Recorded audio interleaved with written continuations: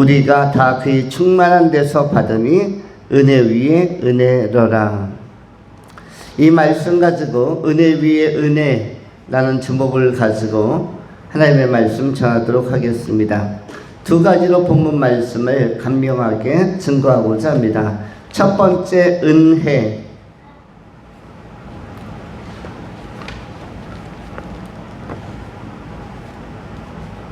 두 번째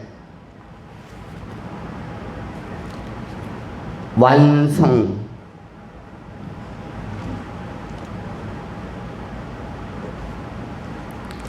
첫 번째 은혜, 두 번째 완성에 관한 것입니다.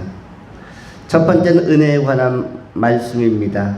은혜, 우리가 보통 카리스로 표현했고 영어로는 그레이스라고 하죠. 또는 favor, gratitude 이런 것들이 전부 은혜에 관한 것들인데, 은혜라는 것은 값없이 받는 너무 좋은 선물, 너무 완벽한 선물, 완전한 선물을 은혜라고 합니다. 값없이, 대가 없이, 조건 없이 받는 선물.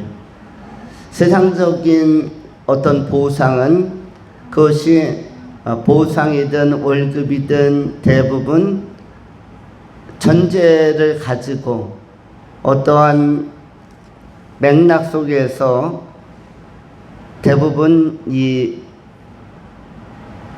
주어지는 것들이 굉장히 많습니다. 그런데 성경에 나온 은혜라는 것은 전제가 없는 것입니다.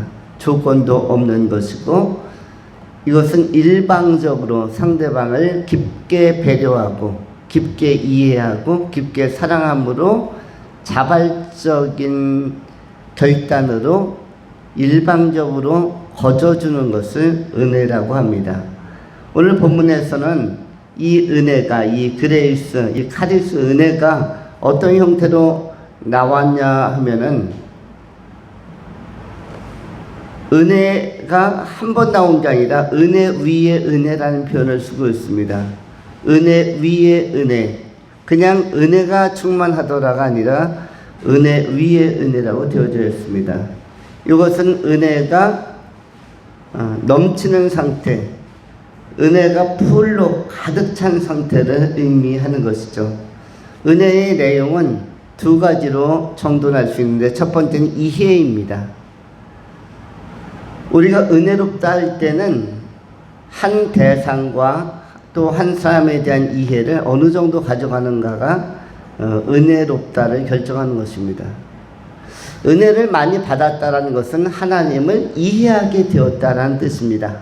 하나님에 대해서 지각이 없거나 몰지각하거나 몰이해의 상태 속에서 은혜 받음으로써 어떤 상태가 되는 거죠? 이해의 상태로 전환이 되는 것입니다. 몰이해에서 또는 오해에서 이해로 바뀌는 것, 그것이 은혜 받았다입니다. 예배 드리고 또 수련회나 어떤 말씀 사경회를 통해서 찬양하다가 은혜 받았다라면 은혜가 뭐죠? 은혜 받은 상태가 뭡니까? 하나님을 이해하지 못하다가 이해하게 되었고, 하나님을 가까이 하지 못하다가 더 가까이 하게 되었고, 하나님을 알지 못하다가 알게 되었고, 하나님과의 거리감이 있다가 거리감이 해소되어서 마치 앞에 안개가 자욱하여 선명하지 않은 그 상태 속에서 안개가 싹 거쳐지면서 깨끗한 풍경이 드러나면 선명하고 마음이 시원해지는 것처럼, 은혜 받으면서 하나님과 우리와의 소통에 장벽들이 제거되어지면서 장애물이 해소되면서 마음이 시원해지는 것, 이 상태가 은혜 받은 상태라고 할 수가 있습니다. 우리는 하나님에 대하여 완전히 지식이 없는 상태, 모르거나 하나님에 대하여 전혀 알지 못하거나 또는 이해하지 못하거나 하나님의 뜻을 이해하지 못하고 하나님의 섭리를 이해하지 못하거나 하나님의 독특하신 인도 방식에 대해서 동의하지 못할 때도 많습니다. 그러므로 하나님을 오해할 때도 있습니다. 특별히 우리가 기도했는데 왜 응답이 안 옵니까? 기도했는데 왜 내 삶의 변화가 안 옵니까? 기도했는데 왜 기도하기 전의 상태와 큰 차이가 없습니까? 라고 우리가 하나님 앞에 항변하거나 물어볼 수가 있고, 때로는 우리 인간적인 의구심을 가지고 의구심을 동원해서 하나님 앞에 나갈 수가 있는데, 이러한 상태를 전체적으로 몰이해, 몰지각이라고 한다면, 하나님이 이렇게 섭리적인 베일에 쌓인 것들, 섭리의 장막에, 섭리의 보따리에 쌓인 것들도 하나님의 그 경륜 안에서 우리 안에 다 풀어주는 상태, 특별히 은혜 받으면, 은혜 위에 은혜가 충만히 임하면 이 모든 것들이 다 시원하게, 선명하게 하나님의 놀라운 그 손길들이, 또 놀라운 계획들이 우리 안에 깨달아지고 전달이 되는 것입니다. 그래서 은혜 받는 것이 중요합니다. 은혜를 받지 못하면은 하나님의 인도하심과 섭리를 깨달을 수 없기 때문에 우리 안에 갇히게 됩니다.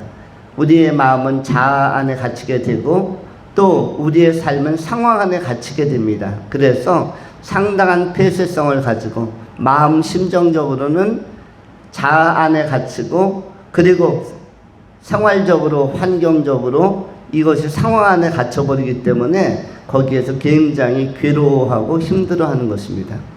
대한민국은 특별히 자살률이 전 세계에서 1위를 기록한다고 합니다.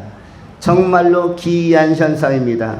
대한민국이 어떤 나라길래 전 세계 400여 국가 가운데서 자살률이 2위나 3위도 아니고, 아니 50위, 60위 정도, 중간 정도도 아니고 최상위권에서도 극상위권, 그리고 타의 추종을 불허하는 탑순위 속에서 단독 1위를 질주하는가? 도대체 왜 자살률만큼은 전 세계적으로도 탑 클래스를 유지하는가?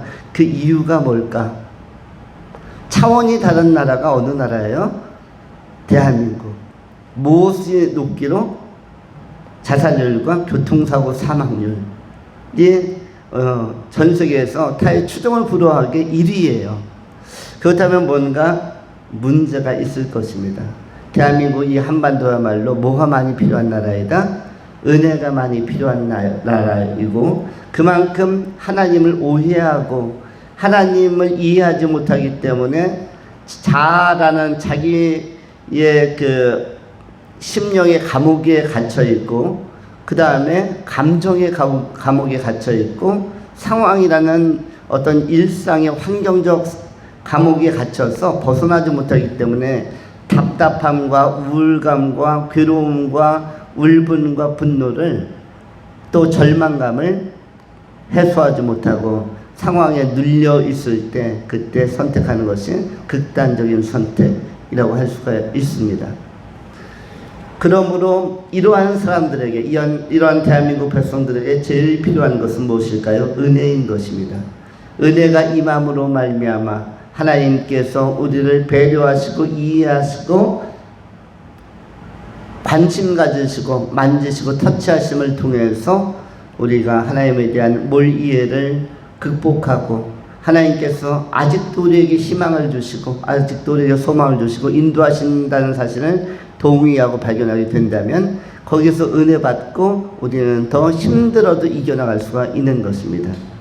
은혜의 측면이 이렇게 이해라는 측면을 가지고 있습니다. 하나님에 대한 오해가 풀리면 인생에 대한 모든 숙제도 자연스럽게 풀려가게 되는 것입니다. 실타래도 하나의 매듭을 풀면 나머지가 술술 풀려가는 것처럼, 그 하나님에 대한 오해의 매듭을 이해의 그 이해로 전환시키는 것이 바로 은혜 받는 것을 통해서 이루어질 수가 있습니다. 또 한 가지 측면은, 이해 또 한 가지 측면은 은혜의 또 한 가지 측면, 이해와 더불어 사랑이죠. 은혜라는 것은 하나님이 우리를 사랑하는 사랑하심에 대하여 우리가 너무나 협소하게 그 사랑을 해석한다는 것입니다. 이른바 해석학적 오류, 해석학적 협소화, 이러한 그 과정을 우리의 사고는 가지고 있습니다. 하나님의 사랑을 우리는 다 담아내질 못합니다. 마치 주전자에 물이 가득하지만, 큰 주전자에 물이 가득하지만 작은 컵 가지고 물을 이렇게 따르면은 조금밖에 안 당기는 것처럼, 큰 대접을 가지고 따르면 훨씬 더 물을 많이 받아낼 수 있지만, 물론 수도가에 가면 더욱더 그렇습니다. 수도가에 갔는데 조그만 종이컵 하나 가져가면 아무리 수도가 콸콸 나온다 할지라도 물을 많이 담을 수가 없는 것이며, 아무리 오랫동안 컵을 들고 있어도 물은 일정한 양 조금밖에 담지 못하는 것이죠. 큰 대야라든지 양동이라든지 큰 그릇을 준비해야만 우리는 큰 물을 담을 수가 있습니다. 하나님은 우리를 많이 사랑하시는데 쫄쫄쫄 흐르는 물처럼 사랑하는 것이 아니라 정말 충만하고 풍성하게 사랑하시는데, 그야말로 하나님은 사랑의 수원지를 가지고 계시고 그 놀라운 사랑을 가지고 있는데도 불구하고 우리는 그 사랑에 대한 갈구함이 없어서, 또 그 사랑이 얼마나 큰지를 깨닫지 못하기 때문에 예수 그리스도를 통해서 나타나는 사랑도 이것이 사랑으로 보이지를 못하는, 사랑으로 해석하지 못하는, 예수 그리스도의 십자가를 아무리 바라보아도 거기서 사랑을 해석하거나 발견해내지 못하는 이런 영적인 맹인과 같은, 소경과 같은 한계성을 가지고 있습니다. 영적인 맹인에게 있어서, 소경에게 있어서 보이지 않게 하는 시신경을 마비시켰던 그러한 장치들, 그러한 통제를 풀어내는 것이 바로 은혜입니다. 우리가 하나님께 은혜 받고 말씀에 은혜 받고 나면 십자가가 다시 해석되는 것이며, 또 예수 그리스도가 이 땅에 오신 성육신의 사건이 새롭게 해석이 되는 것입니다. 그래서 고린도후서 5장에서 바울은 이전에 예수 그리스도를 얼마나 오해했었는지에 대해서 아주 진솔하게 고백을 하고 있습니다. 고린도후서 5장 16절에 성경은 이렇게 기록을 합니다. 그러므로 우리가 이제부터는 어떤 사람도 육신을 따라 알지 아니하였노라. 비록 우리가 그리스도도 육신을 따라 알았으나 이제부터는 그같이 알지 아니하노라. 그런즉 누구든지 그리스도 안에 있으면 새로운 피조물이라. 이전 것은 지나갔으니 보라 새 것이 되었도다. 고린도후서 5장 16절에 나온 것처럼 바울도 이전에는 그리스도에 대해서 바라볼 때, 그리스도를 생각할 때 거기에서 사랑을, 하나님의 사랑의 실체와 진정성을 발견하지 못했다고 고백하고 있습니다. 옛날엔 나도 예수를 볼 때 그냥 육체로 보았고 육적인 인간으로 보았다. 사람의 아들로 보았고 사람 가운데 한 사람으로 보았다. 그러나 이제는 내가 그렇게 그리스도를 보지 않고 그리스도도 육신을 따라 알았으나 이제부터는 그같이 알지 아니하노라. 그런즉 누구든지 그리스도 안에 있으면 새로운 피조물이라. 이전 것은 지나갔으니 보라 새 것이 되었도다. 하나님의 사랑을 이전에는 해석하지 못했다. 육의 눈으로 그리스도를 보니, 예수를 보니까. 그러나 이제는 예수 그리스도의 삶과 십자가와 부활을 다시 바라보니까 그 가운데 나타난 사랑이 놀라웠다. 우리가 보통 고린도전서 13장 하면 사랑장이라고 이야기하고, 믿음은 소망 사랑, 이것은 영원히 있을 것인데 그 가운데 제일은 사랑이라고 바울이 이 고백을 합니다. 그 고백 이후에 고린도전 후서가 또 쓰여지는 것이죠. 오늘 6장에서 나오는 이러한 새로운 피조물로서, 새로운 시각을 가진 자로서, 새롭게 그리스도를 이해하는 자로서 자기의 변화된 자식을 소개하고 있는 것입니다. 은혜 받음으로써 우리는 하나님의 사랑을 깨닫게 되는 것입니다. 은혜를 많이 받은 만큼, 은혜라는 것은 큰 그릇을 준비하는 상태라고 할 수가 있습니다. 은혜 많이 받은 만큼 하나님의 그 신령한 은총들을 큰 믿음의 그릇으로 가득 받고 수용함으로써 그 가운데서 하나님의 거룩한 사랑을 경험할 수가 있는 것입니다. 은혜 위에 은혜가 가득한, 은혜 위에 은혜로 충만하게 임하신 그리스도를 우리가 제대로 깨달을 수 있는, 이해할 수 있고 사랑받을 수 있는 은혜의 로운 귀한 종들이 다 될 수 있기를 축원합니다. 두 번째로 오늘 본문의 말씀은 완성에 관한 것입니다. 본문 말씀은 은혜 위에 은혜가 충만하다. 요한복음 1장 16절 우리가 다 그의 충만한 데서 받으니 은혜 위에 은혜로라.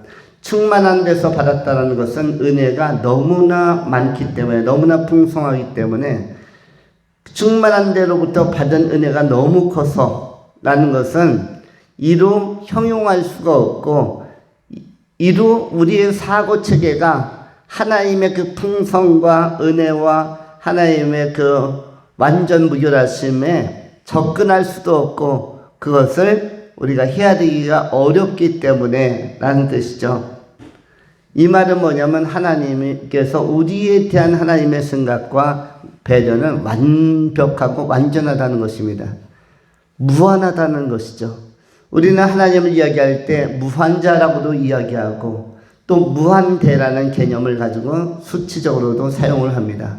하나님의 사랑은 무엇이라고 표현할 수 있는가? 무한대이다. 또 어떠한 표현에는 알파와 오메가라고도 표현을 합니다. 우리 하나님은 전지전능하다고도 표현하고 무소부재하다고도 표현할 수 있습니다. 그런데 이 모든 것들은 한마디로 함축하면 뭐다? 하나님은 완전하시다. 하나님 자신의 성품도 인격도 완전하시고 하나님의 능력과 하나님의 권능도 완전하시고 하나님의 섭리와 경륜도 완전하시며 하나님의 인간 이해도 완전하시고 또 인간 구원을 향한 예수 그리스도의 성육신 사건은 완전한 사건이며, 우리가 보통 완전이라는 단어를 식물에도 쓰기도 하죠. 우리가 보통 어떻게 이야기하죠? 불가사의한 것 중에 하나가 코끼리나 아니면 기린같이 거대한 동물들이 몇십 톤씩 나가고 이런 거대한 동물들이, 또 공룡, 초식동물은 훨씬 더 큰데 육식보다 이렇게 큰 공룡이라든지 아니면 코끼리같이 거대한, 기린같이 거대한 짐승들이 고기 먹고 튼튼해집니까? 아니면 풀만 먹어도, 나뭇잎만 먹어도 거대한 몸을 유지할 수 있습니까? 일반적으로 큰 몸을 유지하려면 뭘 많이 먹어야 된다고 생각하죠? 고기죠. 만일 코끼리가 육식이었거나 아니면 기린이 육식이었다면 얼마나 많은 동물들을 하루에 잡아먹어야 할까요? 아마 소떼, 양떼 수십 마리씩 잡아먹어야만 허기를 채울 수 있을 것입니다. 공룡이, 초식 공룡들이 얼마나 많은 양을 먹어야 될까요? 이 거대한 것들은 그럼에도 불구하고 풀만 먹어도 어떠하다? 영양을 제대로 유지할 수가 있습니다. 그래서 풀 자체가, 잡초 자체가 뭐라고 얘기하죠? 무슨 식품이다? 완전 식품이다. 잡초 자체가, 나뭇잎 자체가 그 거대하고 큰 동물들을 힘있게 유지하고 그들의 장수를 보존하고 생체 기능을 활성화하는 데 있어서 조금도 불완전하지 아니하다. 너무 신비입니다. 그 잡초만 먹고도 완전한 영양을 공급받아서 영양 결핍으로 말미암아 빈혈이 온다든지 질병이 온다든지 이런 사례가 없습니다. 언제나 건강하고 언제나 활발하고 언제나 늠름하고, 그리고 우리가 또 생각했었죠. 대왕고래처럼 수십 톤씩 50톤에서 100톤씩 나가는 거대한 몇십 미터짜리 이 고래들도 싱싱한 물고기 많이 잡아먹고 튼튼해지는 게 아니라 뭘 먹고? 눈에 보이지도 않는 플랑크톤, 눈에 보이지도 않는 먼지 같은 세균 같은 이러한 플랑크톤 먹고 그 큰 몸을 완벽하게 유지할 수가 있습니다. 이런 측면에서 우리는 완전성, 완전식품을 생각하는데 하나님은 미세한 것으로부터 큰 것까지 능력과 권능과 권세에 있어서 완벽하신 분이시다. 우리는 그 하나님의 완벽한 창조교회, 또 섭리, 또 인생교회, 구원교회 안에서 하나님을 만나서 지금 교제하며 신앙 안에서 사귀면서 살고 있는 것입니다. 우리가 이 하나님의 완벽하지만 특별히 은혜로서 나타난다. 우리 가운데 충만한 은혜를, 우리가 하나님 나라에 들어가서 우리는 또 무엇을 받게 되겠습니까? 은혜를 또 받게 됩니다. 하나님께서 예비하신 사랑의 풍성, 은혜의 풍성은 이 세상에서 우리가 발견한 정도가 아니라, 이 땅 속에서 우리가 체험한 정도가 아니라 무궁무진하게 더욱더 완성도 높은 완전한 사랑과 은혜의 충만은 더욱더 많고 또 많아서 다함이 없이 끝없이 많기 때문에 우리가 놀라고 또 놀라는 것이죠. 이른바 은혜 위에 은혜로라. 이것이 지상에서도 믿음의 시간 동안 경험될 것이며, 천상에서는 이것을 영생토록 목도하고 또 현실로 누리게 될 것입니다. 하나님의 이 완성도 높으신 완전하신 사랑과 능력과 성품을 찬미하고 영원히 존귀와 경배와 사랑을 올려드리는 하나님의 사랑받는, 하나님의 아낌을 받는, 은혜를 충만히 받는, 은혜 위에 은혜가 가득한 귀한 성도님들이 될 수 있기를 축원합니다. 기도하겠습니다. 거룩하신 하나님 감사합니다. 하나님의 충만, 예수 그리스도로 말미암아 은혜 위에 은혜로 이어지는 줄 믿나이다. 세상에서 우리가 받는 은혜, 그것과 비교할 수도 없는, 우리가 예배를 통하여 또 일상을 통하여 체험하는 은혜, 그것과 견줄 수 없는 풍성한 은혜가 많고 또 많고, 또 앞으로 영생토록 천국에서 경험할 은혜가 더 많은 줄 알고, 이 땅 속에서도 은혜 받기를 사모하며 은혜를 통하여 하나님을 이해도 잘하고 사랑도 제대로 경험하고 또 경배와 찬미를 하나님 앞에 올려드리는 신실한 믿음의 종들이 다 되게 하여 주시옵소서. 우리 구주 예수 그리스도의 이름으로 감사하며 축복하며 기도하옵나이다. 아멘.